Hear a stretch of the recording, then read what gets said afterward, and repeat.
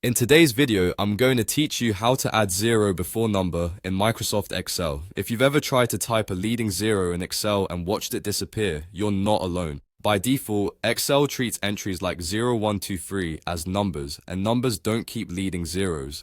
To make Excel keep that zero, we'll tell it to treat the entry as text, then add the zero in front. Start by opening Excel and heading to the worksheet you're working on. Click the cell that already contains the number you want to adjust. Before you type anything, change how that cell is formatted. With the cell selected, look at the ribbon at the top of the window. On the Home tab, find the group labeled number. You'll see a box that typically says General. That means Excel is currently interpreting what you type as a number whenever possible.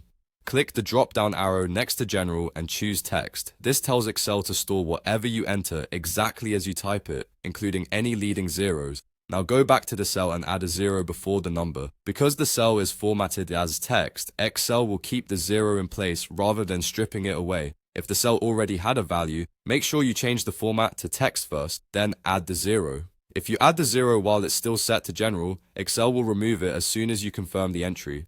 After switching the format, you can click into the cell, move the cursor to the beginning, type the zero, and press enter. You might notice a small green triangle in the corner and a note saying the number is stored as the text. That's normal and simply indicates that the value won't be used in calculations like a number would. You can also select more than one cell before changing the format if you need to apply this to a whole list. The process is the same. Select the cells, switch the format from general to text in the number group, and then add zeros where needed. Remember, the key idea is that Excel has to consider the value as a text, not a number, to preserve any leading zeros. This approach is ideal for things like IDs, postal codes, and codes that aren't meant for arithmetic. Just keep in mind that once something is stored as text, math formulas won't treat it as a numeric value. That's all there is to it. Change the format to text, then add your zero at the front, and Excel will keep it exactly as you intend.